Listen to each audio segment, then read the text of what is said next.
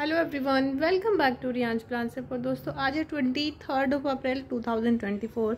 गर्मी बहुत है, टेम्परेचर दिन ब दिन एक डिग्री बढ़ता ही जा रहा है। तो मैं फ़िलहाल हूँ नोएडा में और यहाँ का टेम्परेचर 38-39 तक पहुँच चुका है। साथ ही गर्म हवाओं ने तो बहुत ज़्यादा गर्मी कर दी है। तो इस समय हमारे जो प्लांट्स, हमारे गमलों में जो प्लांट्स लगे हुए हैं, आज हम उनके लिए मल्चिंग की बात करेंगे, क्योंकि आगे जो मंथ है मई, जून और जुलाई, तो उसमें भी बहुत भयानक गर्मी पड़ती है। मल्चिंग की ज़रूरत गमलों में लगे पौधों को तो बहुत ज़रूरी है उनके लिए मल्चिंग, क्योंकि जो पौधे आपके धूप में रखे हैं गमलों में लगे हुए, अगर आप उन्हें मल्चिंग नहीं करते हैं तो उसका काफ़ी खामियाजा आपको भुगतना पड़ता है। पौधे सूखने लगते हैं, क्योंकि प्लास्टिक के गमले हो या मिट्टी का है या फिर सिरेमिक्स है, ज़्यादा धूप की वजह से, ज़्यादा टेम्परेचर की वजह से ओवरहीट हो जाती है मिट्टी और धीरे धीरे प्लांट ख़राब होने लगते हैं, क्योंकि उसकी जड़ें सूखने लगती हैं। तो ये हमारे पौधे रखे हैं कमरे के अंदर, लेकिन हमारे मोस्टली प्लांट हमारी बालकनी में रखे हैं। वेस्ट फेसिंग बालकनी है और अब देखिए धूप आनी शुरू हो गई 12:15 बजे के बाद, 12:15 के बाद धूप आने लगती है और ये अब सनसेट तक रहेगी। तो मल्चिंग मैं कैसे मल्चिंग करती हूँ, आप कैसे मल्चिंग कर सकते हैं, आइए उसके बारे में डिटेल से जानते हैं। एंड तक वीडियो को देखिएगा। देखिए 3 तरह की मल्चिंग के बारे में मैं आपको बताऊंगी। मल्चिंग आप कर सकते हैं, एक तो होती है पेबल्स के जरिए, पत्थरों के जरिए मल्चिंग। सेकंड मल्चिंग होती है ग्रीन मल्चिंग, ग्रीन मल्चिंग जिसमें नीचे पेड़ पौधे उगा दिए जाते हैं। एक होती है मल्चिंग सूखे पत्तों से, जो कि सबसे कॉमन होती है। तो सबसे पहले सूखे पत्तों से मल्चिंग की बात कर लेते हैं।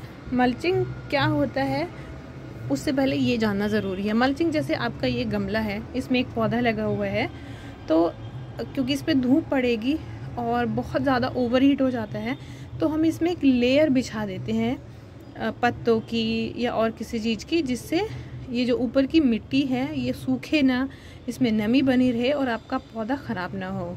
तो सबसे पहले सूखे पत्तों से मैं मल्चिंग बताऊँगी। आपके गार्डन में जो भी सूखे पत्ते हैं उनकी लेयर बिछा दीजिए गमलों में।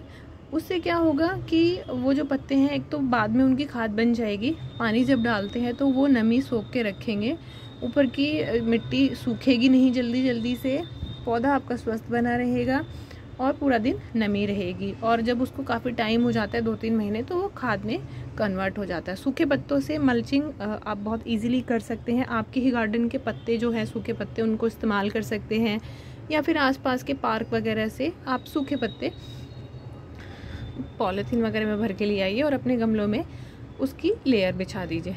सेकंड मल्चिंग होती है पत्थरों से।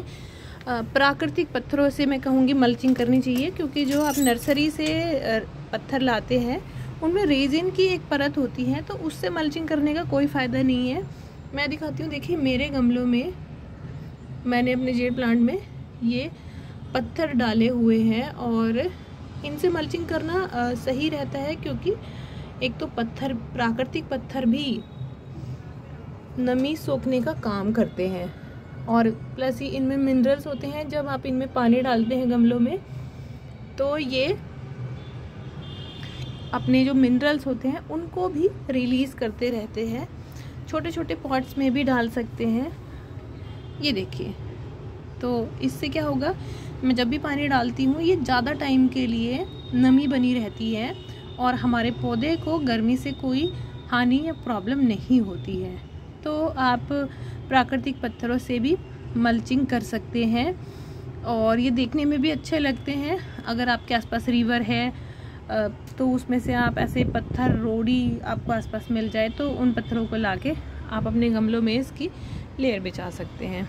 दोस्तों एक तीसरा उपाय और होता है ग्रीन मल्चिंग का। तो ग्रीन मल्चिंग में क्या किया जाता है, ग्रीन मल्चिंग उन पौधों में, उन गमलों में की जाती है जिनमें थोड़ा वुडी स्टेम वाले प्लांट लगे होते हैं। फॉर एग्जांपल ये कनेर का प्लांट है और ये पूरा गमला खाली है, जब इस पर धूप पड़ेगी तो बहुत जल्दी सूख जाएगा। तो इसमें आप ग्राउंड कवरिंग वाले ऐसे प्लांट्स लगा सकते हैं जो इसमें पूरे में फैल जाए। एक तो उससे मिट्टी बाहर नहीं आती है, दूसरा इसकी लेयर नहीं सूखेगी, तीसरा इसमें नमी बनी रहेगी। और उसके बाद क्या होगा कि एक पर्टिकुलर सीजन के बाद आपको बहुत सारे रेडीमेड पौधे भी मिल जाते हैं। जैसे इसमें पॉर्चुला का लगा सकते हैं, टर्टल वाइन आप ग्रो कर सकते हैं, या फिर आप इसके अलावा जैसे इस तरह के गर्मियों में फूलों वाले पौधे हैं, ये लगा सकते हैं। बेबी सनरोज, इस तरह के प्लांट आप ग्रीन मल्चिंग के लिए लगा सकते हैं। बोलिवियन जू आप ग्रो कर सकते हैं। और इस तरह के ये जो ऑक्सैलिस को भी ग्रीन मल्चिंग के तौर पर ग्रो किया जाता है। तो ग्रीन मल्चिंग भी अच्छी होती है। बाद में या तो आप उनको सुखा के उनका भी खाद बन जाता है, नहीं तो आप एज इट इज़ रहने दें उनको तो भी अच्छे लगते हैं। और ग्रीन मल्चिंग का फ़ायदा ये होता है कि उससे गमले की सुंदरता बढ़ जाती है आपकी बहुत। तो 3 टाइप की मल्चिंग मैंने बताई, तीनों ही टाइप की मल्चिंग बहुत फ़ायदेमंद होती है। इस गर्मियों में अगर अपने पौधों को ओवरहीट से बचाना है तो मल्चिंग ज़रूर करिएगा। और साथ ही अगर आपको वीडियो पसंद आई हो तो लाइक ज़रूर करना, नए हैं तो सब्सक्राइब कर लेना। आप मिलेंगे नेक्स्ट किसी वीडियो में, तब तक के लिए खुश रहिए। Happy gardening, go green friends.